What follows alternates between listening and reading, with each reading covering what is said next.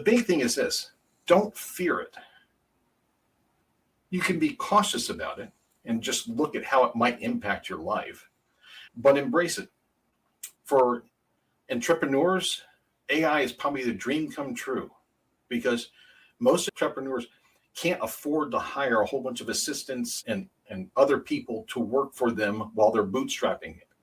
But if an entrepreneur has, generative AI on their side, and they can use that to do the daily tasks that you need to do, or just have a sounding board, or to help write code, or whatever the case might be, work on the business plan, it will do that.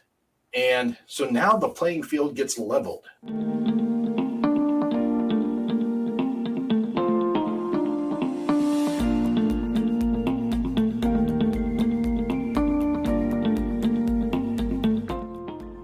Hey Ken, it's so great to have you on the show with us today. It's great to be here. Thanks so much, Jason. First of all, congratulations on the book. There is AI in Team, the future of human, augmented, human, and non-human collaboration. Now, the title alone, I'm sure, gets people ears pricked, and already they're forming opinions, I'm sure. But tell us a little bit about the book and what led you to write it. All right. So the book it's a book about a technology subject, but it is not a technical book. It's not a programming guide. It is not focused on making you a machine learning expert. What it is focused on is the human aspect of what it means to embrace all of this new technology that is rapidly just smacking us in the face, and how not to fear it, but better understand it and understand how it is going to help transform the workplace, the social space that we live in. Basically, everything we do is going to be impacted by it and is being impacted by it. So embrace it, adopt it, and make it yours, and partner with it to be a better human being. So often we hear people talking about AI and we think, oh, this new thing. But in reality, AI has been around for quite some time, right? Yeah, it's been around for decades. It's actually been around almost since computers started. And if you look back in the robotics age, that actually started back in the Victorian era. If you look at steam-powered things and basic rules-based logic type systems, it just didn't evolve to being what it is today until we had the computing power and the data collected to be able to enrich and empower it. I started doing AI work back when I was coding in Lisp way long time ago. And that was great. It was a fun toy, but you couldn't get enough firepower or horsepower in the computer, nor the memory, to be able to really do anything substantial other than some basic simulated type interactions where it looked like you were having conversations with things. There were some early tools and toys like that, but it didn't evolve like it has now until really a few years, almost a decade ago. The work leading up to it had been going on for decades. It's just a multi-decade overnight success. Well, it just goes to show even computers need decades to have an overnight success, just like many of us humans. So I think a key for me in what you said there was it didn't have the data or the compute power to be able to deliver anything meaningful or in a meaningful scale. And that's really what we're seeing now, right? Our iPhones, our Android devices, our mobile phones are more powerful than the computer I had sitting on my desk when I was a kid, that's for sure. And more powerful than most computers people probably have in their house. But I'm wondering, in this new world where AI is here, it's not going away, there's arguably too many commercial benefits for it ever to disappear. Are humans going to be jobless? Do we fit in this new world, or are we just going to have a Jetson-style lifestyle where we have everything being done for us and we just sit back? Well, we could get into the economics of it, and we'll touch on that a little bit. But the key thing to remember about AI, and AI has been in use by all of these devices that we have for quite a while. It's only become scalable that all of us are now using it to create things that we couldn't do before, that it's become this snowball going down a hill and rapidly taking up space. At the end of the day, though, a snowball, when it goes down the hill, is only really neat if you can take another snowball and stack it on top, and another snowball and stack it on top, and you, the human being, have created a snowman. This concept of AI taking over and doing all this stuff, unless a human being asks it to do something at some point in the chain, the value chain, it doesn't do anything by itself. At some point, someone has to give it a direction or a task or some kind of goal to go after. So human beings have that role. And we have the creative part of it because, let's face it, we're the consumers of the products. And so if we're not providing the insight and the input to drive those products, then the AI is not going to do anything. Now, with that said, we also have to provide the governance not only over the machines, but over ourselves. One of the biggest threats that we face is other human beings doing stupid things with AI. And that's no different than any technology. AI just happens to be this thing that everyone's got their eyes set on right now. But we had the same problem with, cars. We've had the same problem with any advancements in technology can be turned either good or bad, some of it with intent and some of it just by accident. And it's up to us to govern it and to make it happen. And there's a lot of ways we can do that, but that's one of the roles that we have, and we're experimenting with it. The other thing that's interesting is this. People are of two camps right now. Either they're embracing it and they're running with it, saying, this is my best friend, I can do things with it. Or they're running from it because they just don't understand it, or they see it as a threat.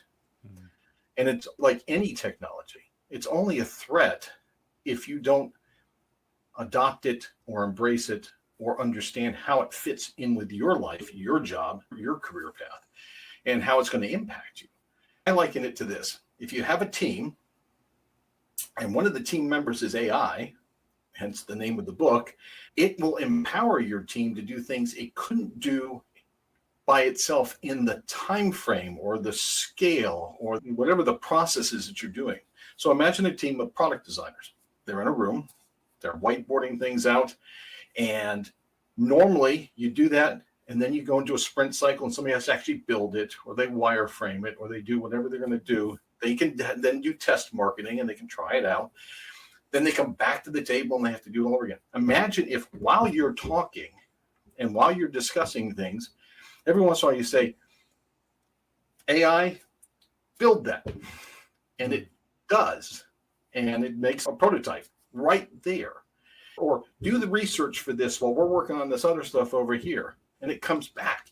And it not only does the research for you, it summarizes it, it digests it. It says, and this is how it might apply to what you just designed. And did you take into account this? And did you know that there's this other domain that you're not even thinking about that actually could benefit from this or improve it? Those are the kinds of things. And by the way, this is happening in seconds and minutes, not days, weeks, hours, years. And that's the power of this. So we're going to start seeing transformative things happening in businesses all over the place, not because we've replaced human beings, but because we had these assistants now that can help the human beings be that much more productive and faster and not have to worry about some of the mundane things that got in the way before. So that's the exciting part. And we're barely scratching the surface here. Yeah. And I think if I was to reflect on my experience using versions of or software powered by AI in various ways, there is nothing stopping me question the output. In fact, I would encourage people to remain curious about the output. I think about in the consumer research space, I could, much to my team's disgust at sometimes, I'd be sitting on the computer at night, I would get the machine to generate some so-called insights, and then I would throw off an email saying, is this true? Can we look at this further? And in most cases, it was right. In some cases, though, there was, yes, it's right, but you've forgotten this variable, which completely changes the paradigm, right? And I think to myself, well, if a team member came in and said the sky is pink, I wouldn't just automatically accept that. So why are people automatically accepting that if AI says the sky is pink, well, then it must be pink, right? So I think there's importance in remaining curious about the outputs and not just accepting them. Right. And that's why it's a partnership. And that's why it's a team. Like any team, you're going to have debates. One of the interesting, my son is an anthropology student. He's finishing up his degree right now. And he's been using the chat engine that my company is building to do some of his research. And what he's discovering is this. It's twofold. One, it doesn't know everything, but it can learn. Two, it's making him a better human being as far as how he communicates. So there's a lot of things we take for granted when two people are talking. I think you understand what I'm saying, and you think that you're understanding what I'm saying. And when you've got production teams and companies, and someone comes in, the manager comes in and says, do this. And the team goes out and does that and brings it back. And the manager says, that is not what I asked for. And the team says, yes, it is. We think that this is what you said, and you thought this is what you said, and the two don't match. Well, guess what? With a chat engine or with AI, if you don't ask the right question, you definitely are not going to get the right answer. And what it starts teaching you, and my son said, Dad, I've gotten much better at articulating what I want or the questions that I'm trying to solve. And it makes me a better communicator with my professors, with my peers in the room. And he said, it's changing the way I write. It's not doing it for me. It's helping me do it better as a human being. And I was like, wow, I hadn't thought about the fact that this is actually a tool to help people learn how to communicate and manage better. And so imagine kids growing up with this. They're now having to articulate things in ways that are probably better than most of us learned as young folks growing up through the school systems and in college and then in our careers. Because the AI engine doesn't care about your feelings. Okay? It really doesn't. What it does, it wants to do what you're asking it to do. Unless you're asking it to do something illegal, and then ChatGPT says, no, I can't do that. And rightfully so. You've mentioned a couple of times, in fact, during our conversation that AI can learn. Yes. And as can humans. But how does AI learn? Okay. Well, it depends upon which type of AI, and there are several varieties. One of the interesting things about large language models, for example, which is the big thing that ChatGPT and all the chat engines are based around. I'm going to overly simplify this, but try to not get off track here. A lot of folks say it's just going out and it's just repeating everything it ever knew or ever learned. It's just mishing it around and hallucinating and making stuff up. Remarkably, though, it does a pretty good job of it. And the reason why is it's much in the same way as we teach kids and adults. When you teach a kid how to read or how to write or how to tell a story, I can remember trying to tell my son when he was little how to do a knock-knock joke, and he could never get it right. I mean, it was just bizarre. And then finally he did. And it's because he didn't have the patterns in his head for how a knock-knock joke was supposed to work. Mm-hmm. And so with a large language model, effectively what you're doing is you're saying, okay, ask it something, and then it's going to go out and say, okay, what's the most, and there's some variables and there's some randomness and there's some temperature things and things like that get thrown in. But what is the most logical thing that all of the sources of data I have respond to that question when asked? And so it starts building a response, and it puts down a word or a part of a word. Then it says, okay, what's the next piece that would normally come after this? And then what's the next piece that would normally come after this? That's a lot of the way that we learn how to speak and how to process all the information we have. Then what's interesting is that ChatGPT, when it first came out, and it doesn't do anymore, it used to start writing, and then it would erase backwards, and then it would write some more. Because what it was doing is it would get to a certain point, it would say, wait a second, this does not make grammatical sense. What I've written doesn't make any sense. So I need to now apply the rules of language. Well, that's what we do when we write a sentence. There's a subject, there's a predicate, there's a verb. Those are all rules. And one of the reasons why ChatGPT can do research papers and why a lot of teachers were really worried for a little bit was that they're like, wait a second, how do we tell that it's been written by AI? Well, how do you tell any paper has been written by a human being? Because we all follow the same freaking template when it comes to a research paper. You've got specific rules, APA guidelines for how to write a paper. We know the formula. And as adults, we also do this. So when I'm at home and I'm chilling and I'm playing games with the kids out in the yard, I'm one type of person. But I get to the office and I have to be another person. And I've been taught over the years how to work with adults and how to talk to senior executives. You talk to a senior executive different than you talk to your peers. It's just the way the game is played. Well, it's a set of rules and you learn it. And you can do the same thing with AI. Now, is AI intelligent? Is it smart? Is it smarter than us? That's to be determined still. But it's got a crap ton of data.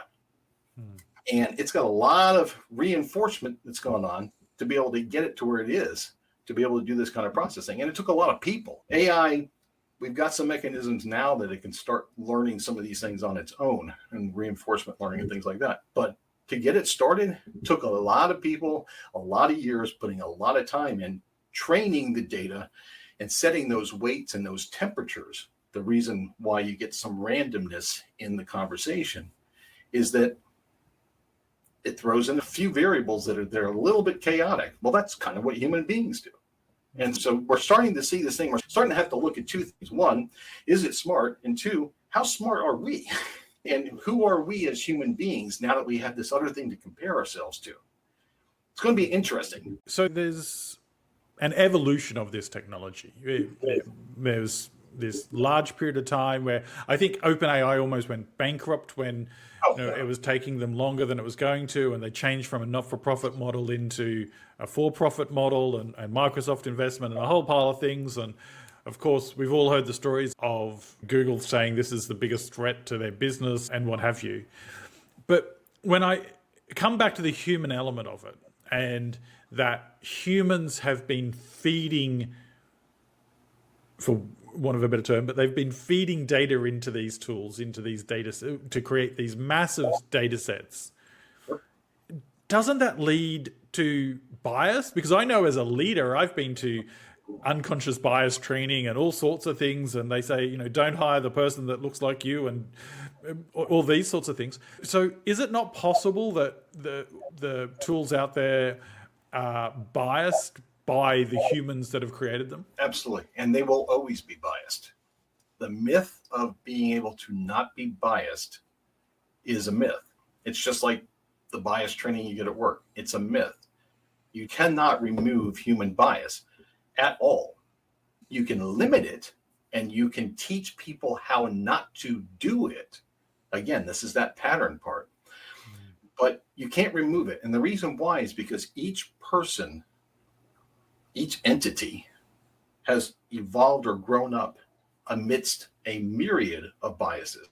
Some of those biases are by intent. You were taught to be that way. Some are because, I'm 5'11". I'm not 7 foot tall. So my bias is I'm looking at things from this height. So when I hang a picture on a wall, my bias is to put it where I can see it. Not where this person can see it, and definitely not where this person can see it. My daughter's 5'2", and she says, "Dad, you're putting it up too high." But my bias is that. So it's as simple as people's color scheme that they see things. It's going to be varied based upon their eyesight. I've got trifocals, and so I position my screens and different things in different places because of that. The same thing goes with the data that goes into these large language models. So we have a couple things happening right now. One, you've got a large language model that went out and scraped the entire internet for data. Okay, so you have a whole ton of bias. Every single one of those articles, every single piece of content, everything that's out there has bias to it. And some people say, wait a second, what if we only put the classics in? What if we only use the classics for that? Well, guess what? Shakespeare was about as biased as anybody I can think of. And the same thing with most, well, I would say all of the writers in the past had some degree of bias based upon where they were from, who they were, what language they spoke, whatever the case might be, there was bias. And that will always be the case. Now, the only way you can get rid of that is if you totally created a large language model from scratch and somehow provided some degree of governance over the material going in that kept it from being biased.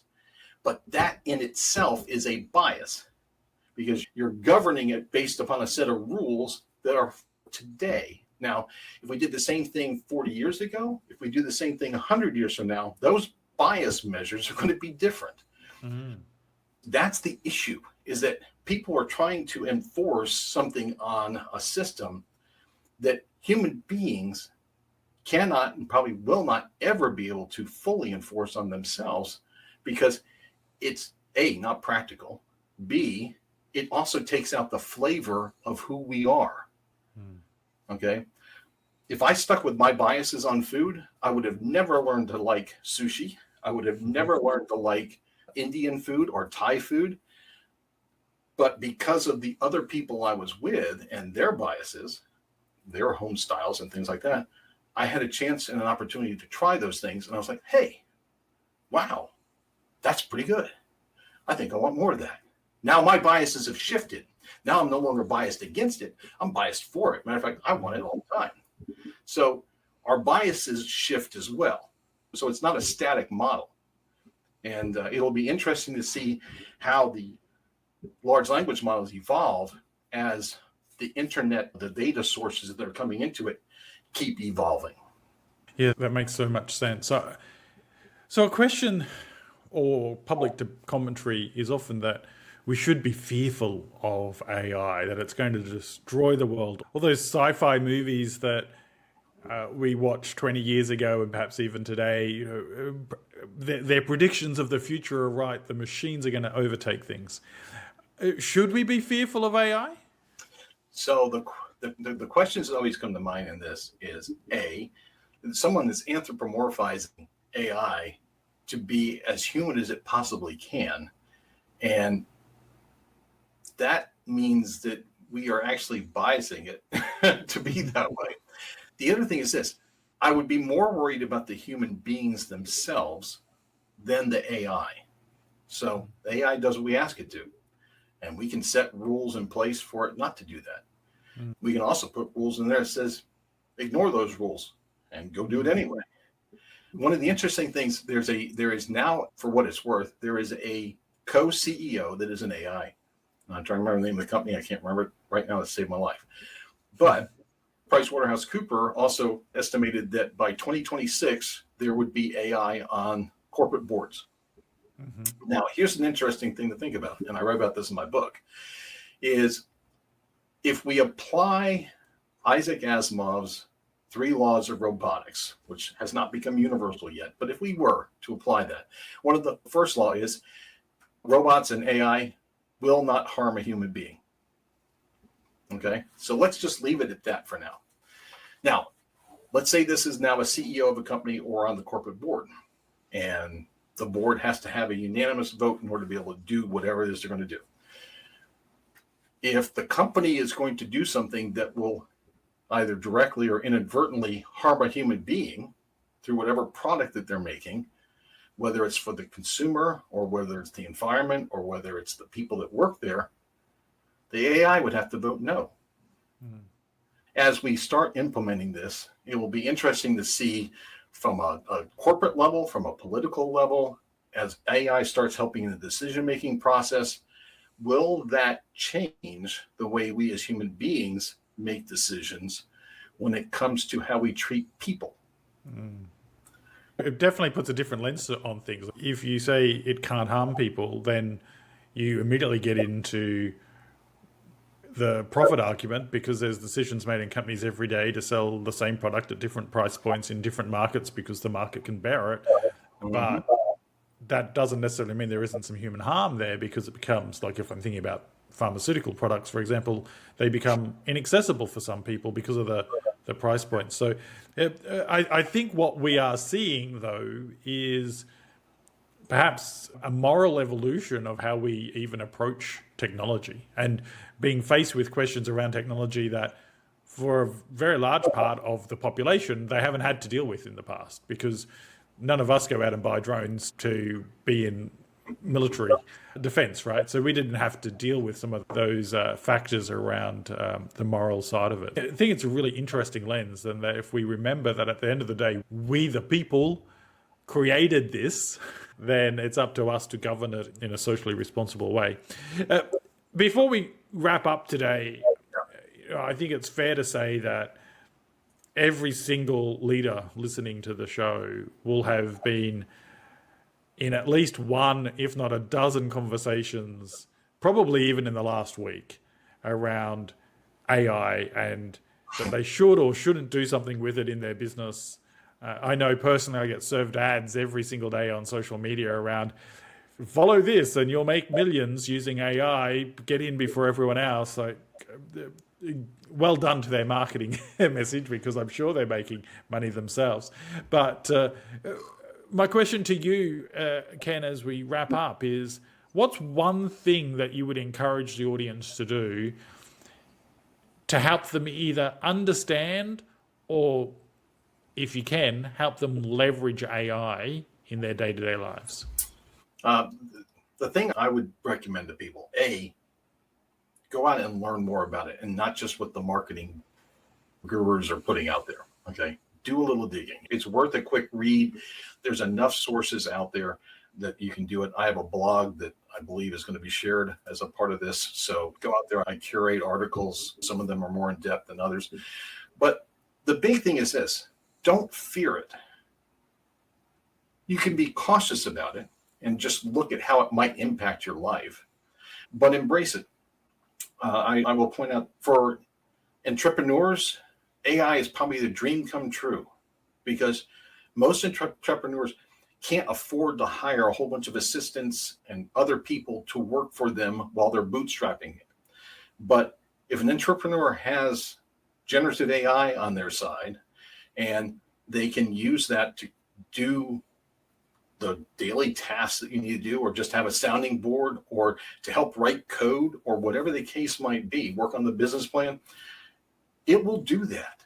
And so now the playing field gets leveled. The big companies, they're going to keep going like they're going. But the little guy, just like what happened when the internet came out and desktop publishing came out, and these different tools, they're now empowered, or they will be empowered if they take a couple seconds and learn about it. And by the way, there's so much content out there on YouTube and everywhere else to learn how to use this. People are giving this away. It's like a plethora of opportunity just waiting to happen. So those who have great ideas will still have great ideas. This just enables you to get there faster and without necessarily breaking the bank in the process. For large corporations, you got to accept the fact that this is happening.